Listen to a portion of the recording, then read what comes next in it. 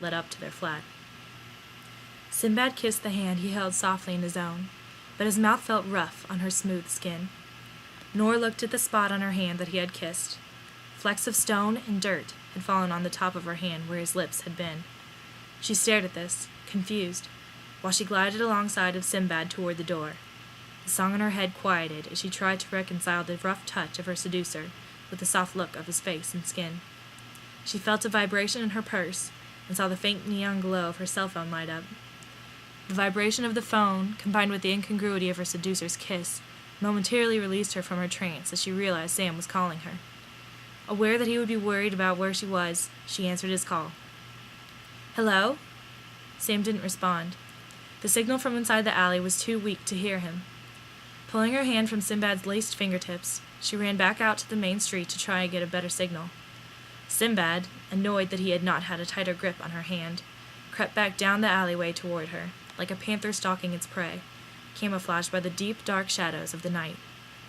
"Sam, can you hear me?" "Nora, where are you? It's almost morning and you're still not back." Sam spoke quietly through the phone. Nora hadn't realized how long she'd been out and checked the digital clock on her phone. 7:13 a.m. She looked back down the main street as the horizon began to glow pink and purple with the promise of daylight.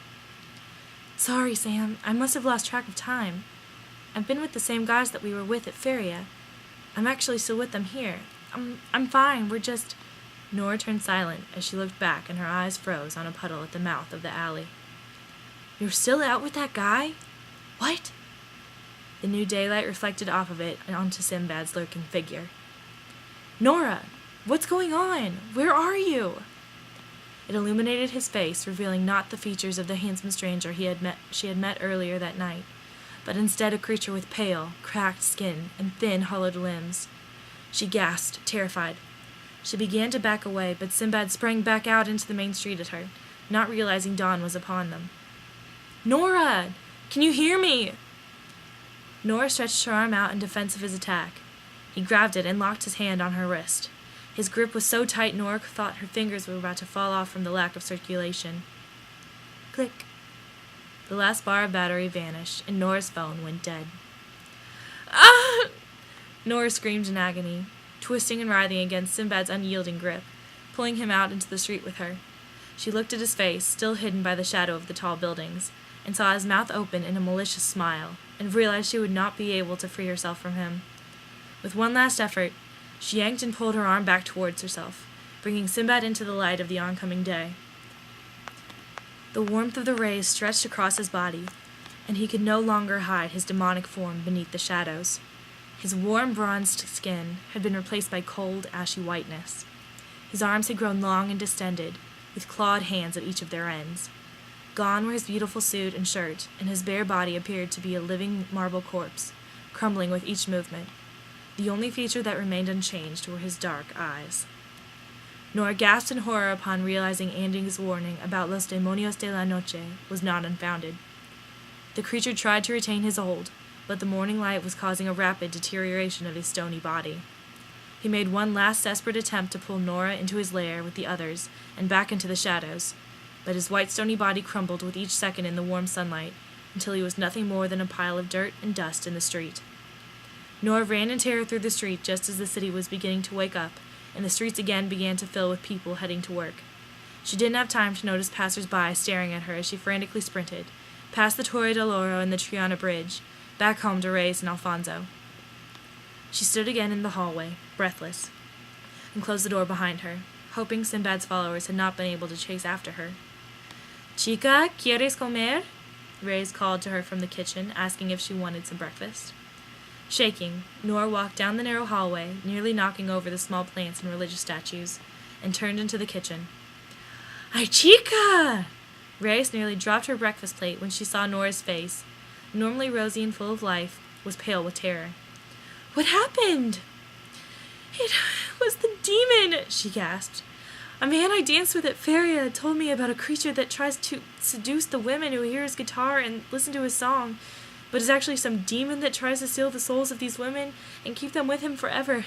I didn't believe him. It sounded more ridiculous than anything I had ever heard. But when I heard this man playing his guitar, like nothing I had ever heard before, His song just overtook me. I honestly had no control. I don't even know what he would have done to me if I hadn't gotten away in time. Pobrecita, my poor little daughter. You must be careful when you go out at night. Be aware of those whose intentions may not be as pure as you think, Reyes told her. But thank Dios you are home safely. Come on, I'll turn a hot shower for you and you can wash up for breakfast. Nora walked back into her room while Reyes fixed her shower. Still shaking, she plugged in her charger and turned her phone back on to text Sam. You seriously just saved my life. I owe you so much. Removing her dirty clothes from the night, her phone vibrated from under the shirts she had just taken off. She read Sam's text aloud to herself. You don't owe me anything. I'm always here for you. I looked at the picture of Nora that Reyes had pulled from one of the shelves. She looked back at me with a bright white smile and soft brown eyes. Did that really happen? I had to ask. Sí, claro! Of course it did, Reyes insisted, as Alfonso rolled his eyes next to her. It's terrible that she had to learn the dangers that lurk in the Sevillan nights this way. But she was always wary of where and whom she was with from then on. Sam was such a good friend to her then. She pulled another picture down from the shelf, and is such a great husband to her now. She handed me the wedding photo, and I recognized an older version of the Nora I saw in the other picture. A calm, content smile was laid across her face and looked lovingly at her husband. The classic black suit contained Sam's gangly arms and legs, and he also looked truly happy to be with Nora. I checked my cell phone. 10:58. I had to meet up with everyone at the Torre in the next 15 minutes to walk to La Feria together. Gracias, Reyes. I promise to be careful tonight. I won't be out too late. I hope not.